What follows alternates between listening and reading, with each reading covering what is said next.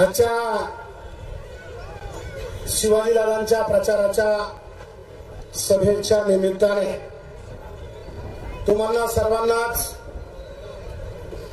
संबोधित करण्यासाठी आणि तुमचं दर्शन घेण्यासाठी उपस्थित असलेले राज्याचे उपमुख्यमंत्री आदरणीय दादा आणि आज खऱ्या अर्थाने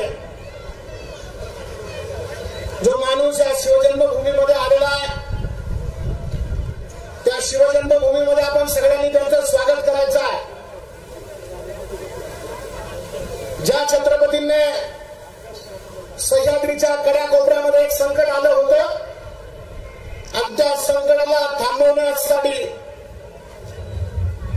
अफजल खानासारखा माणूस वाघ नखेने त्या ठिकाणी फाडला होता। त्या वाघ नाख्या ज्याने सरकारच्या माध्यमातून लंडनवरून आणल्या ते आदरणीय प्रवीण दरेकर आपल्याकडे आले, त्यांचं मनापासून आभार स्वागत करतो। आता आम्हाला इथे वाघ नाख्याची गरज आहे दरेकर साहेब, कारण वाघाचा त्या ठिकाणी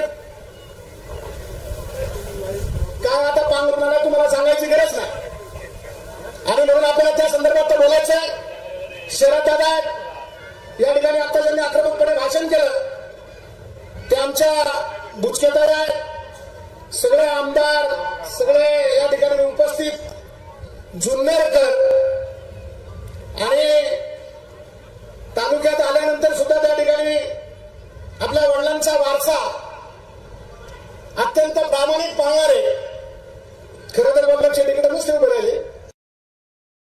पण आतून लागत ती गुन्हा वडिलांचे तिकडे बसले असते सरळ चाललेले असते पण ते इथं थांबले। ते आपल्या आतून दादा आणि सर्वात मायबाप मंडळी ज्यांनी ज्यांनी या तालुक्याचं नेतृत्व केलं त्या शिवाजी दादांचे आपल्याला खरं काळे साहेबांचं स्मरण होतं। त्यांचे चिरंजीव इथं उपस्थित आहे। इथं आल्याच्या नंतर या गावाने सुद्धा त्या ठिकाणी तालुक्याला 2-2 आमदार दिले। जांभरशेठ त्यांच्या पत्नीला आपण सगळ्या मंडळींनी खरं तर या तालुक्याचं नेतृत्व करण्यासाठी संधी दिलेल्या त्यांचंही स्मरण आपल्याला होतं। या तालुक्याचा इतिहास खरं तर वैभवशाली इतिहास आहे। आज आपल्याला वेंके साहेबांची आठवण खरोखर आवर्जून येते। एक रांगडा माणूस काम कसं करावं प्रशासन कसं चालवावं ते शिकावं तर त्या ठिकाणी वल्लभ वेंके साहेबांकडून शिकावं। आपल्याला राज ठाकरे साहेबांनी सुद्धा पाठिंबा दिलेला आहे आणि राज साहेबांनी सुद्धा इथं ओतूरमध्ये आपल्या शिवमंदिरामध्ये ज्यावेळेस आपण काही पुस्तकांचा आखाडा भागात तुम्ही बांधलेला होता आपण तालुक्याचं नेतृत्व त्यांच्या माध्यमातून केलेलं आहे। नेता कसा असावा दूरदृष्टी नेता राज ठाकरे साहेब सुद्धा त्या ठिकाणी आपल्याला पाठिंबा देऊन या भूमीमध्ये त्यांना एक शिरगार म्हणून एखादी भूमिका दादानी भूमिका पार पाडलेली आहे। खरं तर आज एवढा मोठा जनसमुदाय एकत्र आला त्या स्क्रीनवरती मी चांगल्या पद्धतीचा एक फ्लेक्स पाहिला। शिवाजीदादांचा फोटो आहे आणि वर 3 माणसांचा फोटो आहे। एका बाजूला ही रणरागिणी आमची गावड्याची पोर आहे, दुसऱ्या बाजूला शरद दादा आहे आणि तिसऱ्या बाजूला अतुल दादा आहे। शिवाजीराव आढळरावांना कसं जमतं मला माहिती नाही पण ही माणसं एकत्र आली अवघड आहे, जादू आहे।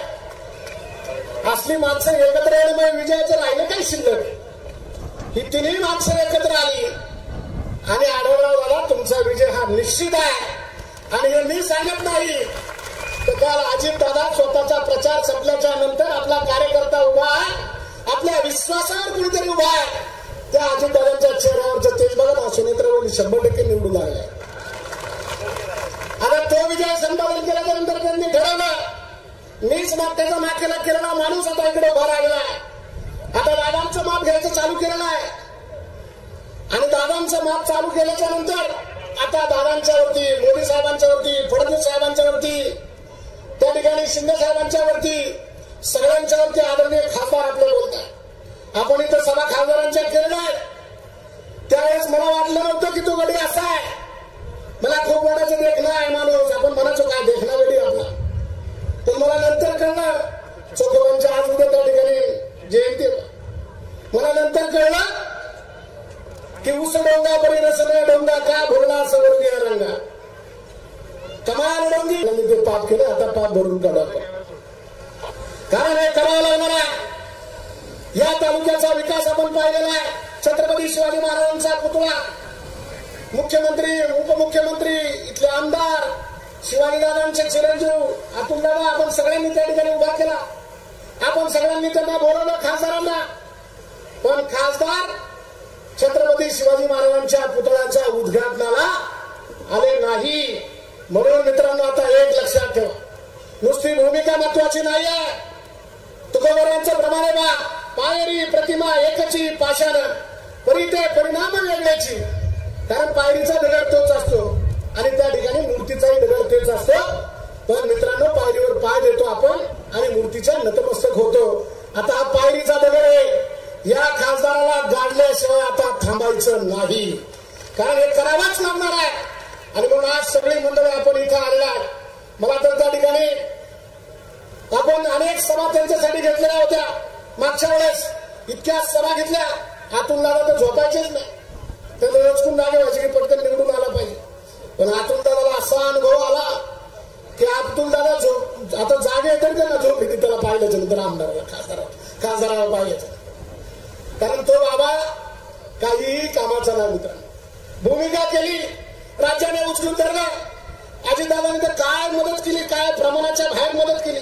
आम्हाला नाही केली, दादाने हातवाला केला. आम्हाला दादा आम्हाला हे बस रे, तुला नाही जमणार ते. काय जमावलं बघा ना, कसलं माणूस जमावलं की आज दादांचं माप घ्यायचं काम करतोय. अरे बसतो ना, हाती उभा राहिलेला गाढवापेक्षा मोठा होतो. आपल्या उंची किती तेवढं बघ. कारण हे थांबलं पाहिजे मित्रांनो. कारण दादांनी आणि वळसे पाटलांनी मागच्या वेळेस एवढी मदत त्या माणसाला केली, जबरदस्त मदत केली.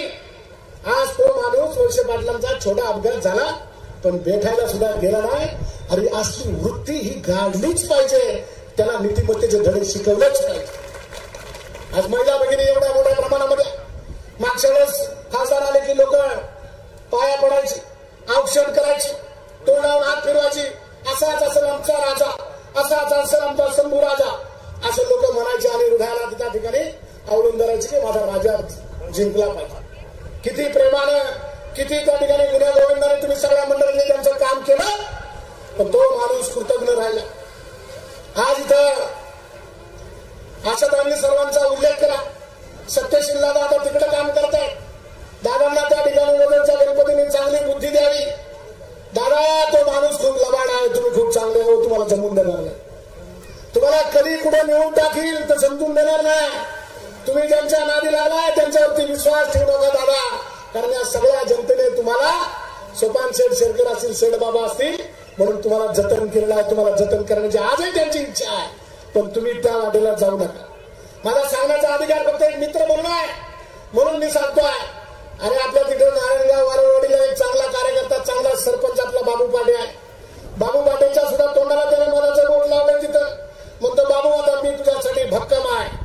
बाबू पाटे बिचारे गरीब आहे, कधी नेऊन तिकडे पुला खाली गाडी त्याचा भरोसा नाही. पण त्यावेळी आपण लक्ष ठेवायचं, बाबू पाटेवरती गरीब गाडी आहे. आली अडचण तर अतुलदादा सारखा आमदार आहे. तिकडे कोपऱ्यामध्ये शरदादा आणि रणरागिणी तर हायच. एकदा आवाज चढला की मग कोणाची ताकद नाही, रणरागिणी. पण हे सगळं होत असताना मित्रांनो, हा माणूस थांबवण्याची आता काळाची गरज आहे. कारण हा माणूस वेगवेगळ्या पद्धतीने सगळ्यात 6 तालुक्यामध्ये मी पाहतोय. तुम्ही हडपसरला जा, तीच परिस्थिती आहे. शिरूरला या, तीच परिस्थिती आहे. तिकडे तुमच्या भोसरीला जा, तीच परिस्थिती आहे. आंबेगावला जा, तीच परिस्थिती आहे. खेडला जा, तीच परिस्थिती आहे. आणि याही तालुक्याच्या मध्ये आल्याच्या नंतर हीच परिस्थिती आहे.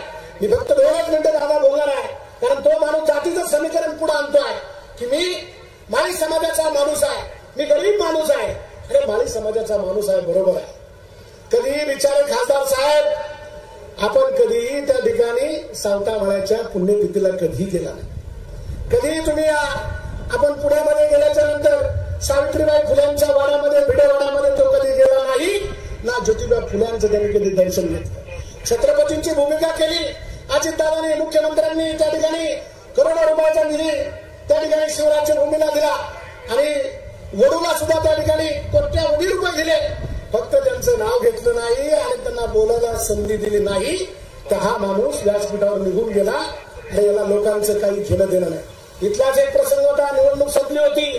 मोहित धमाले आणि त्यांच्या आईच्या बरोबर असणाऱ्या 2 भगिनी त्या ठिकाणी अपघातामध्ये गेलेल्या होत्या. दशक्रियाचा कार्यक्रम होता. मला आठवतं तो माणूस येऊन म्हणला, खासदार म्हणले की मी बिबट्याचा बंदोबस्त केल्याशिवाय परत या जुन्नर तालुक्यात येणार नाही. केला बिबट्याचा बंदोबस्त. आज काळेवाडीला एक घटना घडली. लहान मुलगा पाहुणे आलेलं उचलून नेलं कारण यांना थांबवण्याची गरज आहे. म्हणून मित्रांनो मी एवढंच सांगतो की काही होऊ द्या, शेंडी तुटो ना तर पारमी तुटो, दादांसाठी आता आपल्याला एकदा लढायचं आहे. आणि या मागच्या वेळेस केलेली चूक आदरणीय दादांच्या माध्यमातून सुधारायची आणि शिवाजी दादांना त्या ठिकाणी घड्याळाच्या चित्रावरती त्या ठिकाणी बटन दाबून त्यांना निवडून द्यायच्या.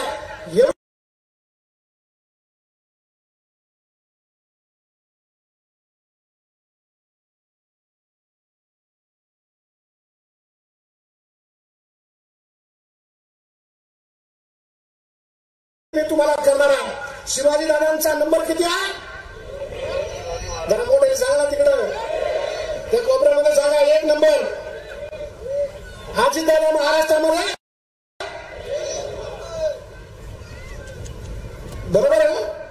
त्या ठिकाणी जे आपले मुख्यमंत्री आहेत ते शिवसेनेचे भाजपचे फडणवीस आहेत. देशामध्ये 1 नंबर मोदी साहेब.